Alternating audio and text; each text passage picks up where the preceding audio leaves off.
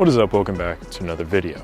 One of my favorite parts about running a YouTube channel is the correspondence I get, the feedback I get from you guys, the viewers. Sometimes that comes through comments under certain videos. Other times it's an email. Every now and again, I get a letter. This letter comes to us from a viewer, and they write, "Dear Mr. Bronco, thank you for your videos. I found your information on film cameras to be extremely valuable in helping me decide what film cameras would be best for use. I do have a question. I'm about to be moving out from my apartment soon, and I'm looking to getting into buying a home. However, home costs are exceedingly high. Do you have any suggestions for that?" Now, normally I don't really offer real estate advice because I don't have real estate advice to offer, but in this certain instance, I have something that might be of interest. If you're looking to own a home, don't buy, build your own. And in fact, use this.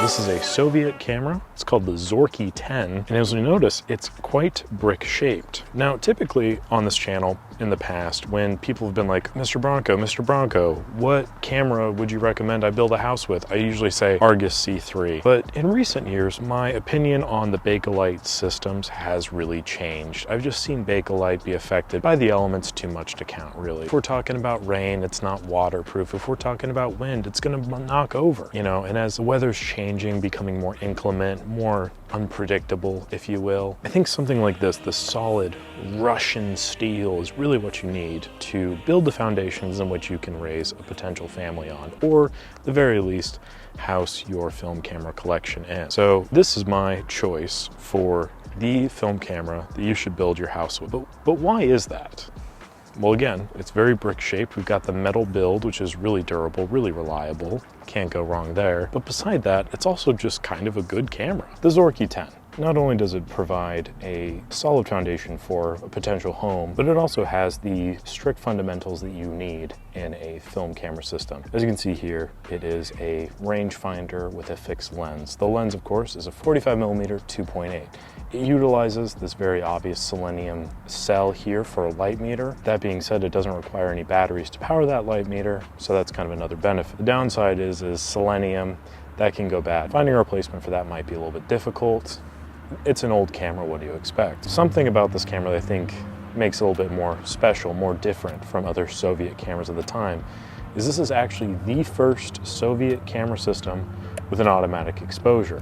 So you set it to automatic exposure and it will select a shutter speed from the ranges of 1/30th of a second, I believe, or 1/20th of a second all the way up to 1/250th, which is a great range of speeds in there. However, if you don't want to deal with that, if you want to set it yourself, you have the option to do so with your aperture controls here. It ranges from 2.8 all the way to 22, and that gives you the fixed shutter speed of 1/30th, which is, you know, pretty usable, I would say. Alternatively, you also have a bulb setting right here. However, because you have this very interesting looking shutter button here, you don't have any room for a shutter release cable. So your bulb is pretty much dependent on you holding it down. This is also the first Soviet camera to feature an ASA selection dial, as opposed to the Soviet film rating, which I believe was called GOST, G-O-S-T, I believe. But the ASA speeds kind of differ from what you would think would be conventional. Maxes out at 320, which is a very popular speed, you know, Kodak Ultramax 320. Everyone's shot with that. Then you can rotate it down to 250. One of my favorite films actually is Kodak Gold 250.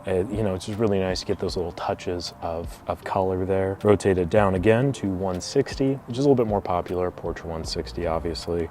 Rotate it down to 100, very common film.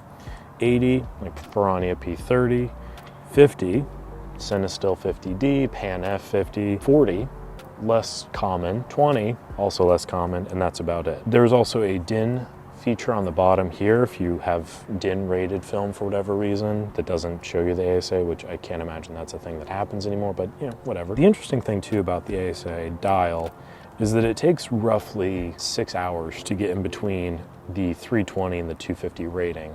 So you have to kind of rotate the entire lens about 30 times to get there. It's a very far distance. But besides that, it's kind of a good system. Given the kind of obtuse look of this system, you would think that this would not be incredibly ergonomic. And I am here to tell you that that could not be further from the truth. I think it's the combination of your advanced system here and the shutter release that gives you this really nice firm grip in hand. You can simply articulate the advanced lever with just the pull of a finger, and then the shutter release with the other finger.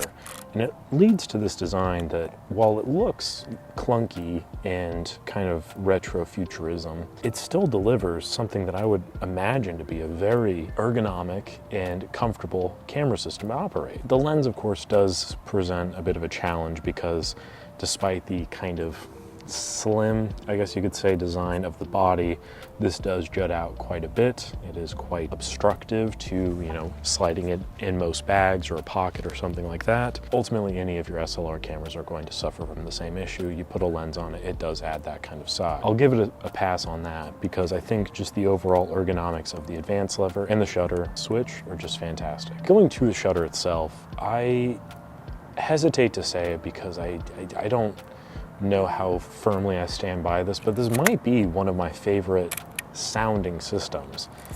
The Advance has this like full-bodied classic tin sound, like that Soviet tin, but it does have a very full and gratifying sound to it. It doesn't sound hollow, it doesn't sound empty, it feels full-bodied in a way that I kind of enjoy, and it hits those high notes in a way that's very nice. And then the shutter itself, I also find to be very enjoyable. It's clicky, it's fast, it sounds gratifying, and it doesn't sound at all like what you'd imagine something like this would sound like. You look at this box, you look at these like really severe design elements, and you think, wow, this is gonna sound like a garbage truck dropping a dumpster from 20 feet up. But instead, it has elements of like a bicycle when you're shifting gears in a way that it feels mechanical. It feels like a nostalgic moment. You're out biking with your friends, the sun's about to go down, you have to be home in like 30 minutes before dinner, but you're just catching the most beautiful sunset ever. You finished all your homework for the day. Like, life is good, and it brings me back to those moments. I have shot with this camera, and the results may shock you. So the film that I shot through this camera was a roll of Solbera, I think U400, which is just kind of standard run-of-the-mill black and white film. It's not great, it's not terrible. It's something I've been using to test out cameras, and I thought this isn't really something I can trust, and I wasn't too sure about the overall competency of the shutter, so I didn't want to spend a lot of money shooting nice film through it. The results that came back, though, I was fairly impressed by, because there is a certain amount of clarity in the images that can only be achieved via decent optics, which I think that this camera definitely has. Now, given the age of this camera and the time in which it came out, and also the area in which it came from, I can kind of venture to guess that corners might have been cut, such as coating the optics properly for color emulsions. So I'm curious to see how it will perform under those conditions. Recently we saw in the video I did about the hip firing, which I will link up here, that the optics of the Soviet lens turned Ultramax film, which I had bought that day, so it was clean, it was fresh, and it was the same film, came in the same pack that I bought that was shot through the M6. The optics make it look very orange and muddled, all of these other things. Now, there probably could be different corrections to be made for that, but again, very old Russian lens, very old Russian lens. One can kind of assume that this might not perform as well in that environment, but regardless, it is still an interesting question to pose and something that I am looking forward to shooting with, because it comes down to it, the photos that came out of it were fine, but the things I learned was, one, it works, and two, it is a pleasure to use. Not only because every time you pull it out of the bag, people turn their heads, hey, what's that? Like, they're curious about it. They've never seen anything like this. And yes, it might just be a reskinned Ricoh-Matic 35, but it has that Soviet twist to it, that classic steel two-tone look. And overall, it provides an experience that is wholly unique to this system and this system alone. Again, in spite of the blocky appearance, it is surprisingly ergonomic, it is easy to use. Amongst the lack of flair in the overall design, there is something I do want to point out, something that I find to be incredibly Art Deco. These lines down at the base of the lens. They seem to serve no purpose other than add a little bit of break in between the flat stainless steel panels, but it serves as just a little stylistic choice. It reminds me of the cover of Fountainhead by Ayn Rand that I had, where it has the cartoonish dramatization of one of the buildings that the architect, I can't remember the protagonist's names, he made. Is very unique. It has a futuristic quality to it that I really enjoy, has a functionality to it that I also really enjoy. Despite all of that, I think that this would be the perfect camera to build your house with if you are posed with that reality. Building materials are expensive, contractors are expensive. You buy like 100 of these, stack them up on top of each other, bing bang boom, the wolf is not going to be able to knock your house down. That is the Zorki 10. That is my review of it. I hope you enjoyed the video. If you did, feel free to like the video, subscribe to the channel so you don't miss out on other things I talk about, other videos I produce. It's all good stuff. Join the channel as well. Definitely appreciate that support. Let me know in the comments down below what you think of the Zorki 10. Have you shot with it? Would you want to shoot with one? And is there anything I missed? Thank you very much for watching. I appreciate it as always, and I'll catch you on the next one.